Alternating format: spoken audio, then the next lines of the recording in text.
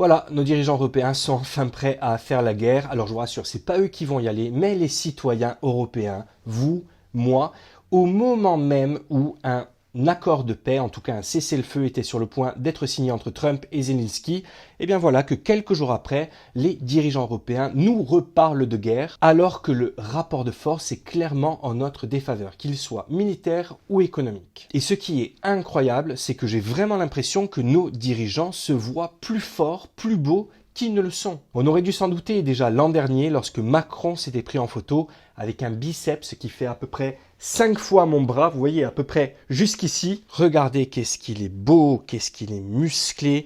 Ne dites surtout pas que c'est un fake, sinon vous dégagez de cette chaîne, pas de ça ici. Donc voilà, ça c'est notre président. Et il n'y a pas que lui, il y a aussi le président, enfin plutôt le premier ministre britannique. Mais qu'est-ce qu'il est beau, il va nous montrer comment on boxe. Regardez déjà cette tenue. Oh, va pas te casser un ongle, Coco. Oh, et les gars qui se foutent de sa gueule. Et on se fout de ta gueule, Coco, c'est pour ça qu'on rigole. Oh, ya, cette puissance digne de ma grand-mère dans ses plus grandes années. Donc voilà qui nous dirige, les amis. Et c'est pas fini. Regardez ce que dit notre ancien président, Flamby Hollande, qui appelle aujourd'hui même à infliger des coups sévères, hein, avec les poings, à Donald Trump, y compris sur ses intérêts personnels.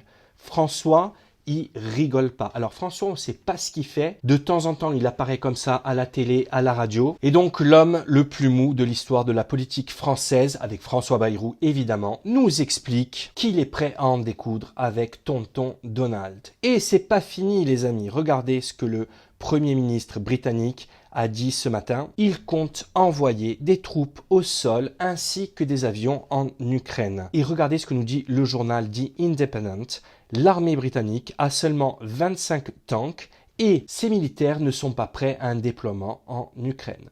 Voilà les amis, on joue à se faire peur et surtout à faire peur à l'autre. Alors celui qui a les moyens, c'est les États-Unis. Et ça tombe bien parce que Zelensky s'est rendu aux États-Unis pour y signer un deal et obtenir ainsi une protection des États-Unis. Sauf que Zelensky a fait n'importe quoi. Je vous assure que si vous regardez cet entretien entre Trump et Zelensky, en entier, vous vous apercevrez que Zelensky a très mal géré. Alors, ça peut être évidemment sous le coup de l'émotion, c'est compréhensible, son pays est en guerre depuis 3 ans, je peux le comprendre. Il a aussi été mal habitué avec l'administration Biden à ce qu'on lui dise oui à tout. Et pour la première fois, il y avait une vraie possibilité de cesser le feu, voire même de paix, avec ce deal protection des USA contre une partie des terres rares de l'Ukraine. Oui, Trump ne veut pas juste donner de l'argent et des armes à l'Ukraine, il veut quelque chose en retour. On sait, c'est quelqu'un qui fait du business, c'est comme ça qu'il fonctionne. Mais en tout cas, il y avait une vraie possibilité de paix.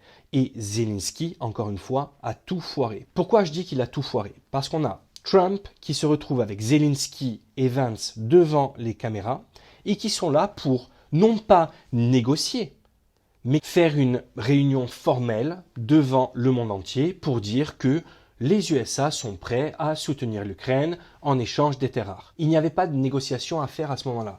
Les négociations devaient être faites avant, en enceinte close, pas devant les caméras. C'est là où on se dit tout ce qu'on doit se dire. Et après, lorsqu'on se retrouve devant les médias, devant, encore une fois, le monde entier, c'est là où en fait on est très formel, on dit à quel point on aime l'autre, que son pays est formidable, blablabla. Voilà, c'est comme ça que ça marche. Sauf que Zelensky n'a pas pu s'empêcher à chaque fois de dire à quel point Poutine est un dictateur.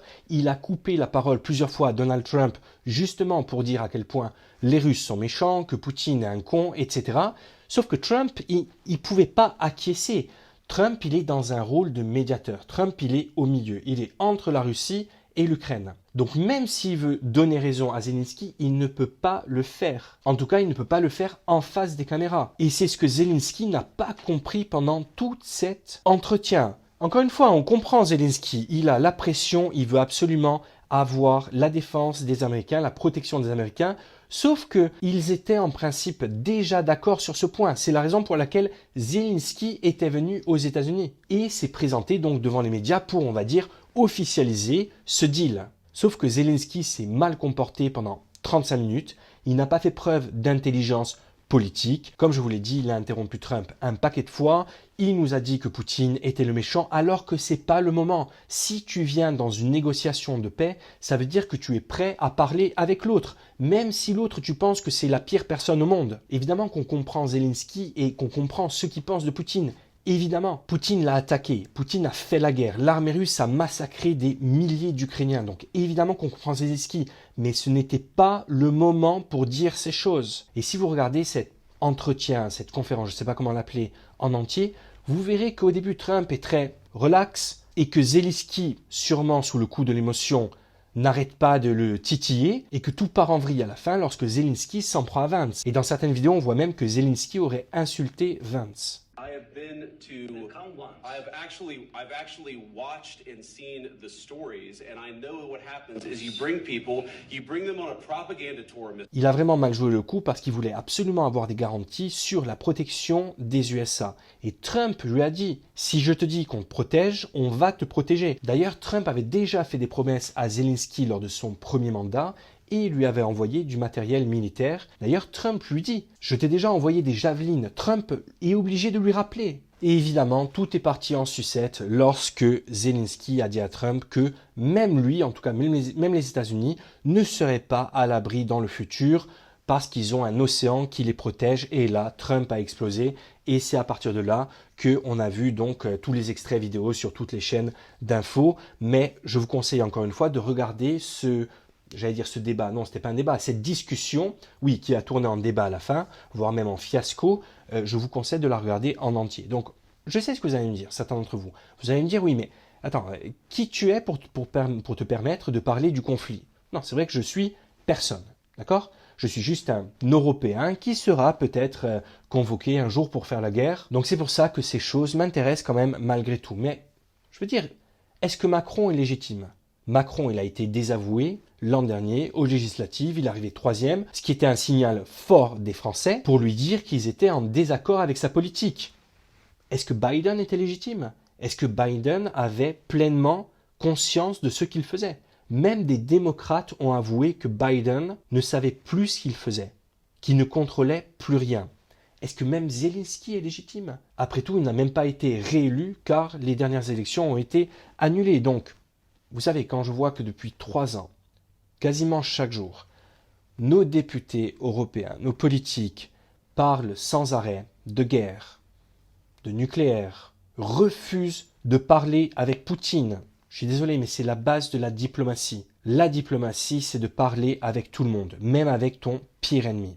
Et là, au moment où j'avais enfin un peu d'espoir qu'il y ait enfin une paix, au moment où on l'a quasiment touché, cette paix, eh bien non seulement tout ça s'est envolé, mais voilà qu'on reparle encore de guerre. Je ne sais pas ce qu'il faut faire. D'après moi, la meilleure chose à faire aujourd'hui, c'est que l'Ukraine remplace Zelensky, parce que d'après moi, ni Trump ni Vance ont encore envie de s'entretenir avec Zelensky. Et vu la haine qu'a Zelensky envers Poutine, et ça je le comprends à 100%, je pense qu'il n'est pas apte à signer la paix, tout simplement. Et comme Trump veut absolument la paix et que l'Ukraine est totalement dépendante des États-Unis, quoi qu'en disent les dirigeants européens, que l'Ukraine change de dirigeant pour parler aux USA et à la Russie me semble indispensable.